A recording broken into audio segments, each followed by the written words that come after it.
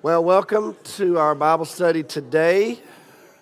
We're glad you're here and in this room. We're also glad you're here if you're joining us online. And can we just start by saying, Go Rangers? Yes. And I don't know anything about the Arizona Diamondbacks, so I was pulling for the Phillies because I wanted us to play a historic major league team and beat them. But I will take beating whoever. You can only beat who you play, so I'm happy to play Arizona. So we'll see what happens. But it's good to be with y'all today. We're going to over this next few weeks, we are going to take chunks of material so we can finish up Genesis at the end of this session. Not today, but I mean before we end this semester. So we will start today. We're going to do Genesis 40 and 41 today. The good news is these stories, they kind of are linked together, so that makes it easier to do, to take a good bit of material at one time. So we will do that. If you remember, when we left Joseph in Genesis 39, he is in prison. Evidently, Potiphar, the captain of the guard, had some type of prison attached to his house that served as Pharaoh's prison, as best we can tell. And so that's where Joseph is. And however, there is a man who is in charge of that prison, and he has basically entrusted Joseph with the care of the prison as well. So Joseph, we know that he has received that kind of favor everywhere he's been, and so he receives it here in prison. So that's where we start. So let's talk about life in prison with Joseph. If you will look at chapter 40, verse 1, it says, "Sometime later, the cupbearer and the baker of the king of Egypt offended their master, the king of Egypt. Pharaoh was angry with his two officials, the chief cupbearer and the chief baker, and he put them in custody in the house of the captain of the guard." So we're assuming that's Potiphar, since that's how he's referred to back in chapter 39. It's in the same prison where Joseph was confined. And the captain of the guard assigned them to Joseph, and he attended them. So the leader of the prison has already made Joseph responsible for everything. Now that you have these two very important people who are now part of Pharaoh's house, are going to be here in this same prison. Remember, we talked last time about how if we think that Moses is the primary author of the book of Genesis, then he would have been familiar with Pharaoh's house. Now, this is several hundred years earlier, but if he's writing about this, since he grew up in Egypt, he would have been familiar with kind of the goings-on in Pharaoh's house, and he certainly would have known how important these two people are. Basically, these two men are in charge of everything on the table of the king. And so that means they have connection throughout just the way the king is cared for, the Pharaoh is cared for. Some people say the cupbearer was more like a butler, but cupbearer, it's the first time cupbearer appears in the Bible. We'll find that particular word several other times in the Old Testament. You'll remember that Nehemiah is referred to as a cupbearer. So it's the person that basically finishes the final meal for the king and pours wine in his glass and all those kinds of things. So he's someone very close to him. You can imagine most kings in the ancient world were paranoid people. They just assumed all the time that somebody was out to get them. And one of the most common ways to get to a king was to poison them. And so the people who prepared the food, the wine, who were in charge of banquets, those kinds of things, they had to be very trusted folks. So we don't know what they did, but they've offended the Pharaoh somehow, and he's had them thrown into this particular prison. So Joseph is taking care of them. Pick up the story in the end of verse 4. After they've been in custody for some time, each of the two men, the cupbearer and the baker, the king of Egypt, were being held in prison. They had a dream on the same night, and each dream had a meaning of its own. So these two men both have a dream, and which it's interesting for them now because they're no longer in Pharaoh's house, and Pharaoh evidently had dream interpreters who worked for him. people who supposedly thought they knew how to practice divination and understand the things of the spiritual world, if you will. But they're in prison, so they don't have that, okay? So if you look at verse 6, it says, when Joseph came to them the next morning, he saw they were dejected. One translation says perturbed. It's one of my favorite words in English. That particular word is used several times in the Old Testament. So he asked Pharaoh's officials who were in custody with him in his master's house, why are you so sad today? Why do you look so sad? They said, we both had dreams, but there's no one to interpret them. And then Joseph said to them, do not interpretations belong to God? So Joseph is continuing to share his worldview here in Egypt. You remember when Potiphar's wife tried to get him to respond to her temptations. He wanted to seduce him. Remember what Joseph said? Joseph said, how in the world could I do this and sin against God? Not only was he concerned about Potiphar, he did say, I don't want to offend my master, but he said, I can't do this wicked thing against God. And so Joseph has a certain theological worldview, and he shares it again here. And he basically says to these men, and again, I'm sure Joseph was well aware that there were dream interpreters in Pharaoh's court, but Joseph's take on this is the fact that only God provides for these kinds of things. So again, it's a theological, spiritual perspective and a worldview that Joseph brings. So these two men basically share their dreams. Kind of interesting. The first one shares his dream, and he dreams about his world. You know, if you look at his dream in verse 9, he says, I saw a vine in front of me, and on the vine were 3 branches, and as soon as it budded, it blossomed, and the clusters ripened into grapes. Pharaoh's cup was in my hand. I took the grapes, squeezed them in the cup, and put the cup in his hand. So that basically came out of his world. That's the kind of thing he did for Pharaoh. And Joseph said, well, the 3 branches are 3 days, and within 3 days, Pharaoh will lift your head and restore you to your position, and you'll put Pharaoh's cup back in his hand, just like you used to do when you were his cupbearer. And then he says, here's my request of you, verse 14. But when all goes well with you, remember me and show me kindness. Mention me to Pharaoh and get me out of this prison. And then he gives a little testimony. I was forcibly carried off from the land of the Hebrews, and even here I've done nothing to deserve being put in a dungeon. In other words, whatever the accommodations were, in Joseph's mind, he's just in prison. You know, he's not able to go freely like he had been able to do the whole time he had been there, in spite of the fact that he was living as a slave. And so, you know, he gives a positive interpretation, if you will, for this man, for this butler, interprets the dream, and he asks him, you know, don't forget about me. And I'm sure the baker is sitting there and said, I can't wait to hear about how it's going to go for me. I mean, that is awesome. And so the baker finds out, verse 16, that the cupbearer got a favorable, forecast, if you will, tells him his dream. And verse 18, Joseph doesn't even pause. You know, he just says, this is what it means. The 3 baskets are 3 days, and within 3 days, Pharaoh will lift off your head. He told the cupbearer he'll lift your head. He said he'll lift yours off and impale your body on a pole, and the birds will eat away your flesh. What a great What a great good morning, right? And now you got to wait for 3 days to see, is this really going to happen?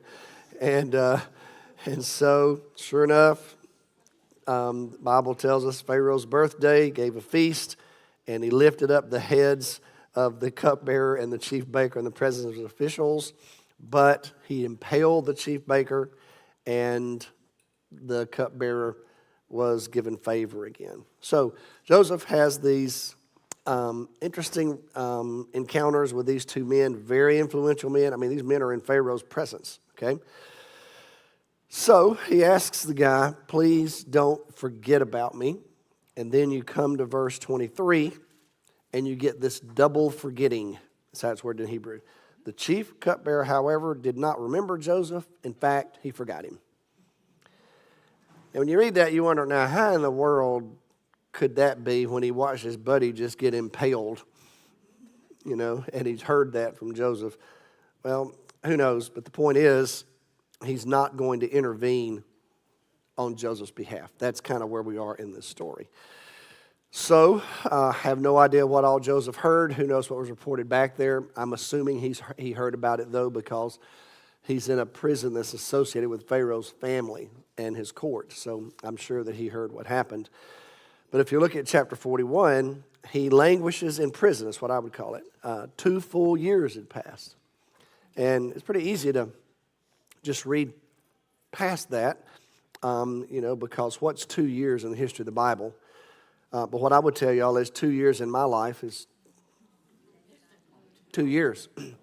It's a long time, particularly if what you're wanting to happen every day is not happening, So he's got plenty of time to think about this, and has not only did the cupbearer forget Joseph, I'm sure at least at some point there had to be in his mind wondering if God has forgotten him. I mean, wouldn't you kind of have that feeling just a little bit? You basically, when you haven't done anything wrong per se, and now you find yourself in this position, and so he languishes, waiting to see his fate, and he has no standing really. You could argue, well, he was the head of Potiphar's house, and he is kind of the head of the prison.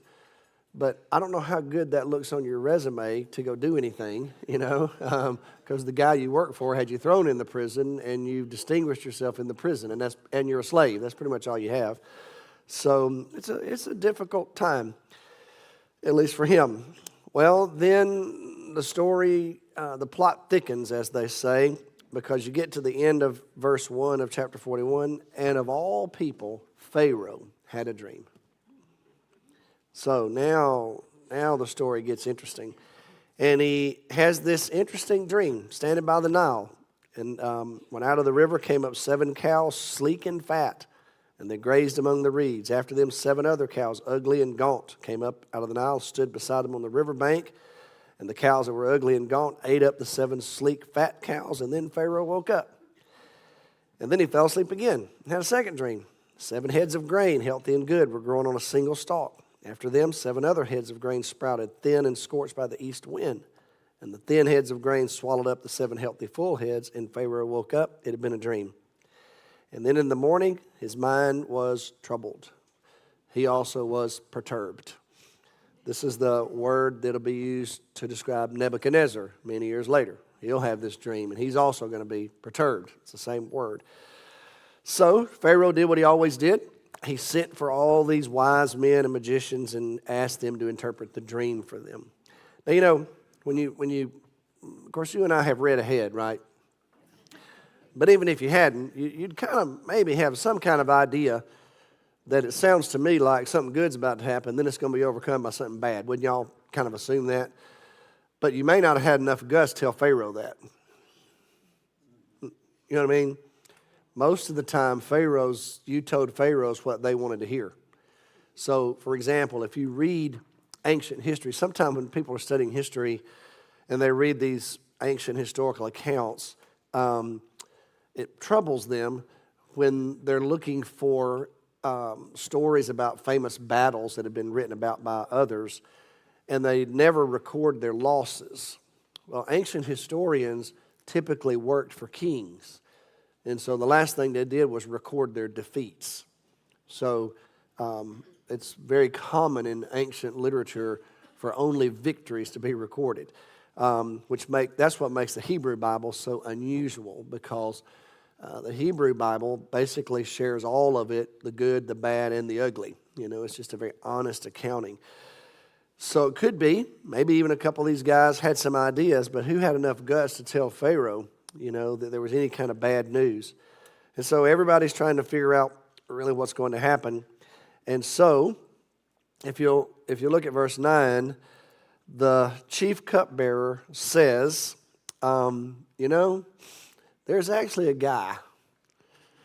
And now this is also hard for the cupbearer, because he's having to tell Pharaoh, remember that time you threw me in prison? I mean, that's probably the last thing he wanted to say to him, because he didn't want to put any ideas in his head, But somehow or another, this cupbearer mustered up enough gumption, I guess, to say, you remember that time? And notice he speaks to the king in third person.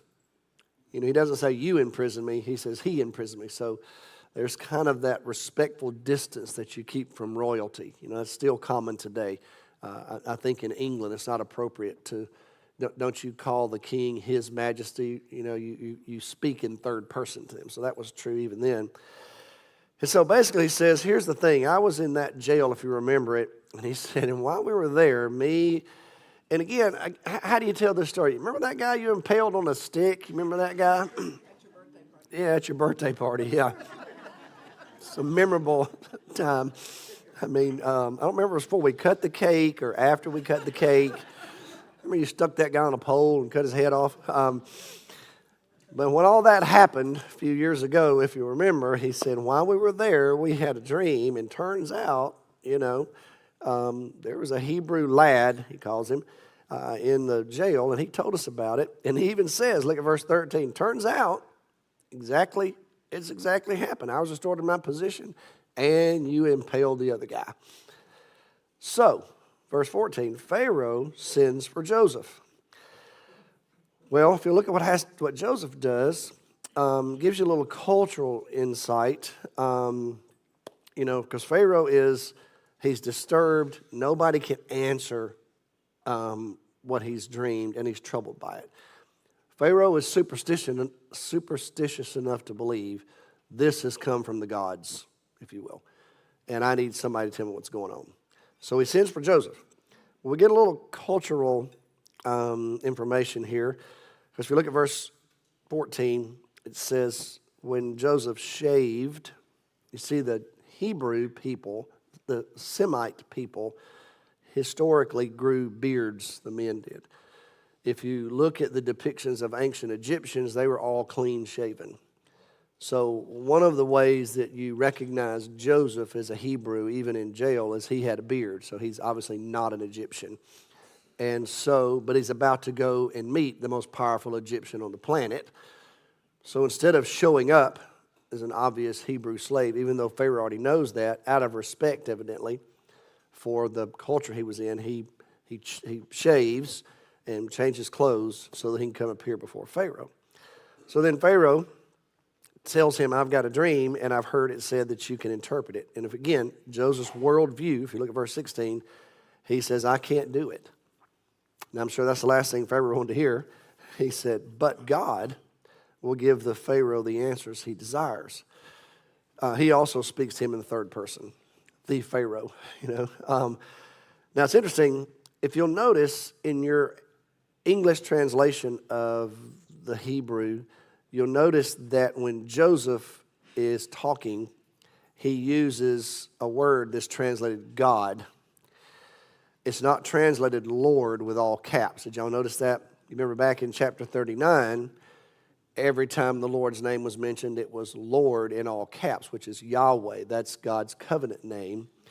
But in chapter 40 and 41, Yahweh doesn't appear. It's the Hebrew word Elohim, which is translated with our English word God. Okay? And there are a lot of theories about how that worked, but the narrator, the writer, presumably Moses, often uses Yahweh, but the people in the story use Elohim. Okay? And it causes some scholars consternation, makes them think there are different sources for all of this. I think it's just us understanding when Moses wrote this, Moses was familiar with the name Yahweh. And Elohim was also an ancient name for God. So you have that little play on words, because in chapter 40 and chapter 41, you have God's name 10 times. And every time it's Elohim. It's never Yahweh. Okay? So, well, Pharaoh calls Joseph. Now, we know this about Joseph. We didn't know this until last week, that Joseph could interpret dreams. We knew he was a dreamer, but he kind of self-interpreted, you know. But the kind of dreams Joseph had didn't require much interpretation, right? When he met with his brothers and said, here's the story, you know, I had this dream of all of y'all bowing down to me. And so it wasn't like it took much to interpret his dreams. But it turns out he's not just a dreamer, he's an interpreter. But what I love about it is he gives you his worldview, and that is that God's going to do this. I can't do it. Once again, the theology of Joseph is communicated by how he carries himself and what he says. So look at verse 17. Pharaoh is just completely not put off by that. He doesn't stop and ask Joseph, who is your God? What kind of God is it? He's desperate. He wants to know what in the world's happening to him. So he says, well, here's my dream. Now, I think it's Nebuchadnezzar later who's actually going to say, well, if you know so much, what was my dream? You know what I mean? In other words, if you're really that gifted, why don't you tell me what I dreamed? Well, Pharaoh doesn't do that. Pharaoh just says, let me tell you what I dreamed. And so he gives the dream.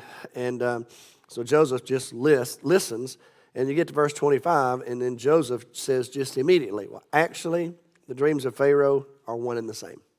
And then he says this, God has revealed to Pharaoh what he's about to do. Again, here's his worldview, his understanding of the sovereignty of God.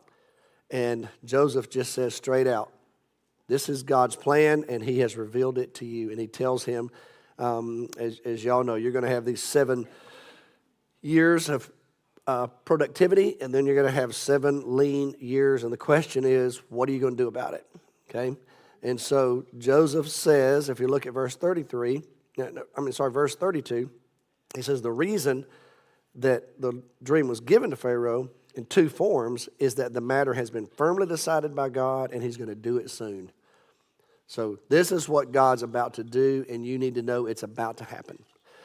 And then Joseph kind of just bows up a little bit and moves beyond a dream interpretation and actually offers him a strategic plan.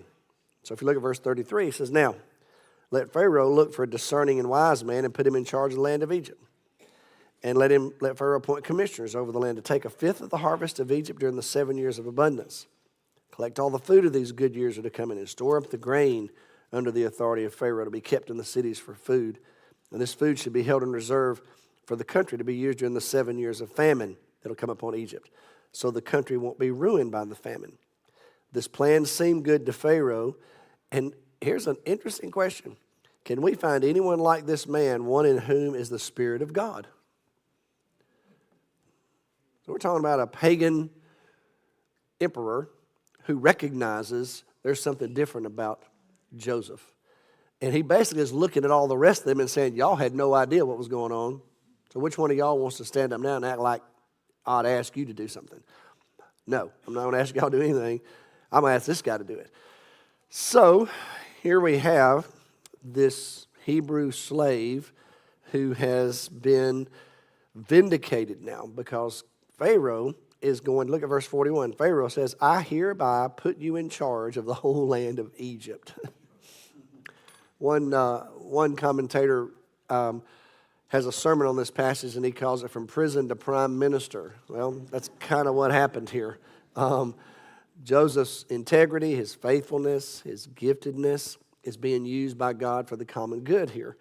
So think about it. What a story. A Jewish slave sold by his brothers to a group of Ishmaelites is now in the land of a group of pagans, and he's about to be in charge of the whole place. What a story. Sounds like a movie, doesn't it? So Pharaoh then decides, I'm going to have to mark you, though, because you're not going to be able to do this with the appearance of a Hebrew slave. You can't have a role this large, because wherever you go, people are going to have to respect you. Okay? So if you look at verse 44, he said, I'm Pharaoh, but without your word, no one will lift a hand or a foot in all of Egypt. So Pharaoh gave Joseph the name, hard name, and gave him a daughter. And so now Joseph has a new job, he has a new name, and he has a new wife. And all of it is connected to Egypt. Okay, so he's got an Egyptian name, he's been given an Egyptian wife, and he's been given an Egyptian job. Now you could look at that and say, now, wonder why Joseph accepted all of that.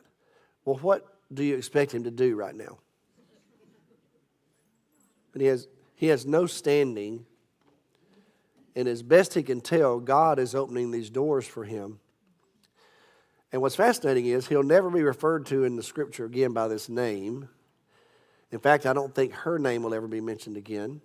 And so he just assumes this new role. And then look at verse 46. He was 30 years old. So he's been in Egypt for 13 years. He was 17 when he got there. And so we're not sure how long he spent all of these years where, however long he was with Potiphar, however long he was in jail. But he's much more seasoned now. He's not the teenage young man that was sold by his brothers. He's been in Egypt long enough to learn the language, learn the culture, understand the way things work. And he's been working for a very influential person. He's been in a prison that's connected to Pharaoh's court. And so he has, in some ways, he has been enculturated, if you will, into the Egyptian culture. And Pharaoh now says, now you're going to look like one of us, you're going to talk like one of us, you're going to carry yourself like one of us, and you're going to have a wife from our people, and you're going to live like us. So Joseph hears all of that. But what I love about it is Pharaoh doesn't ask him to violate, though, his personal integrity or faith, because that's how he got in this place in the first place. I mean, he even said, this man has the Spirit of God. So Joseph now is going to have an opportunity to engage his giftedness, not just his ability to interpret dreams, but whatever it was about Joseph that made people like Potiphar put him in charge of his house and made the prison master put him in charge of the prison. Whatever those skill sets are, whatever it is about Joseph, he had that, and even Pharaoh recognized it, and now he's going to use it for the common good, not just of the nation of Pharaoh, or of Egypt, but for all the surrounding areas. And so then the rest of chapter 41 is Joseph's plan, where he builds these granaries, where he convinces the people that they've got to store up this grain. And y'all know that had to be hard to do because most people in the ancient world did not grow food for other people. And that's not typically how it works.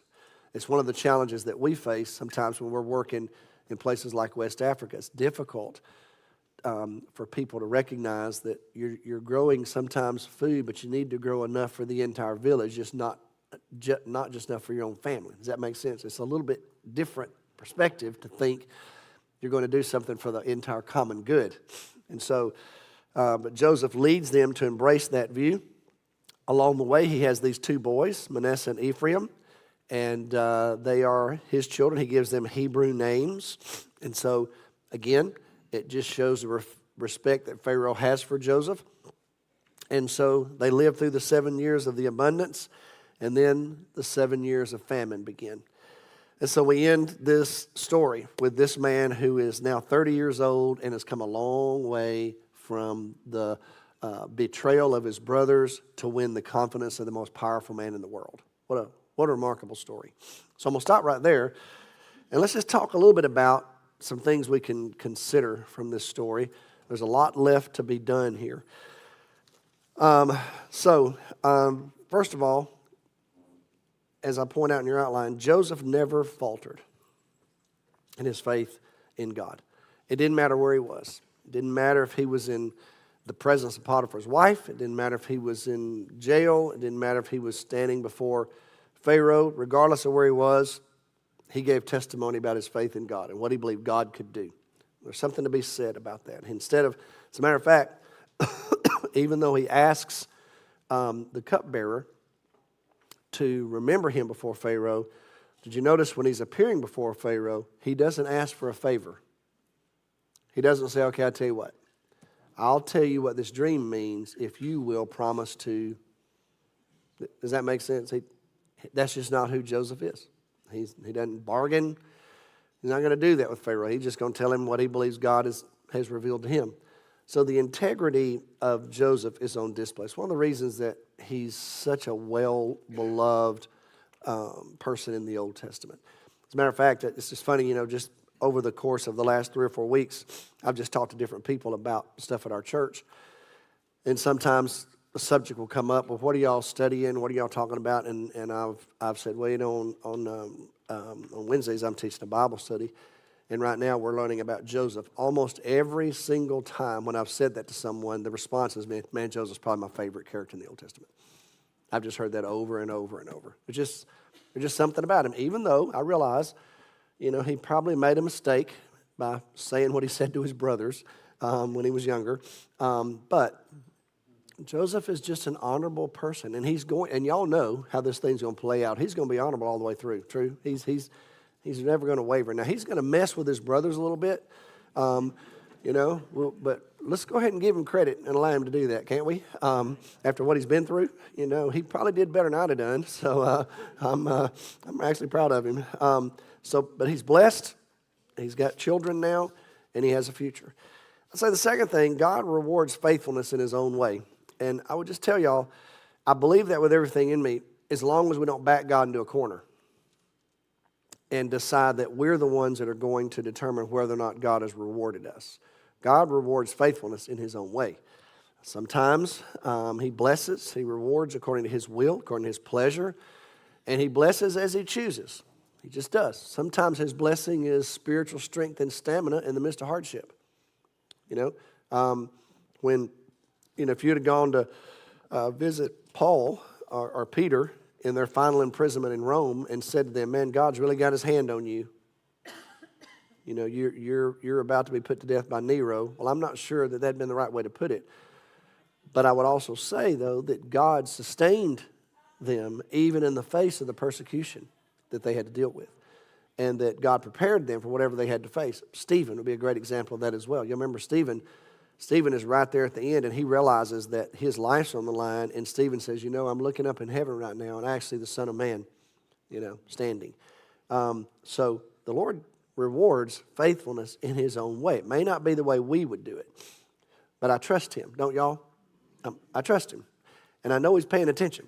So sometimes it's strength, it's stamina, sometimes it's further opportunities to do other things in his name, sometimes it's material blessings, sometimes it's wisdom, sometimes it's spiritual maturity.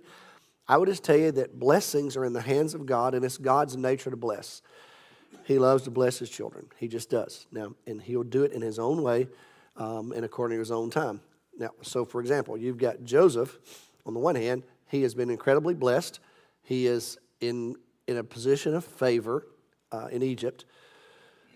But even with that said, he's a Hebrew, and he's away from his family, and he's not living in Canaan. He's living in a foreign place, and he's working for foreign people, and he's living in a pagan culture. So it's not like it was just carte blanche, everything was great. I'm sure there was some dissonance within Joseph as he had to deal with the challenges of the cultural considerations that he had to face. So, however, God obviously blessed this man. I believe he rewards faithfulness to this day. Of course I believe that. And sometimes, y'all, what Jesus has to say about that is sometimes the reward comes in the next kingdom, if you will, and not in this one. And sometimes that can be a little hard to embrace, but I believe that's the truth. And then finally, God can use all circumstances for good in his glory. God can just use whatever, Can he use jealousy and envy and brokenness in a family? He can. As a matter of fact, when you get to the end of this book, and we're going to talk about this here in 3 or 4 weeks when we bring this to a conclusion, when you get to chapter 50, Joseph's talking to his brothers after Jacob dies, and he says to them in verse 20, you intended to harm me, but God intended it for good, to accomplish what is now being done for the saving of many lives.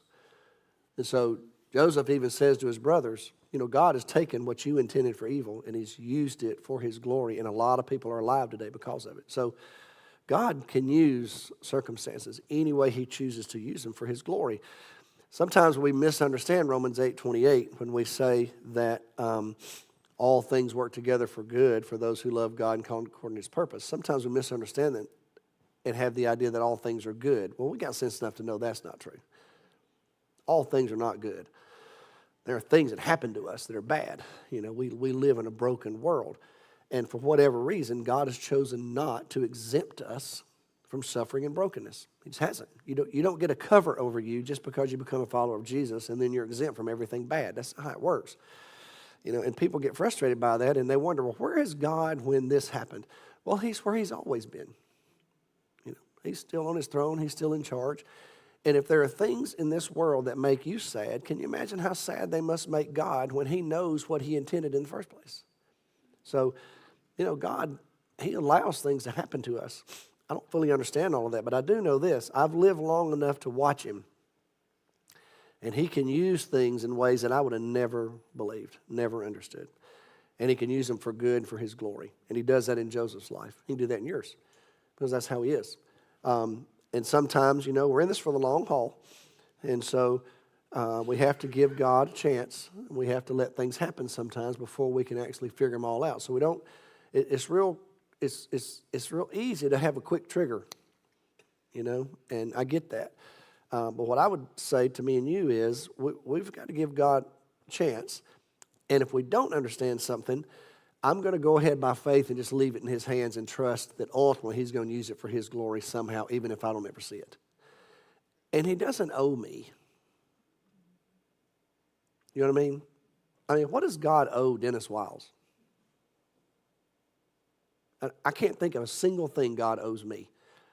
Everything I get is by grace.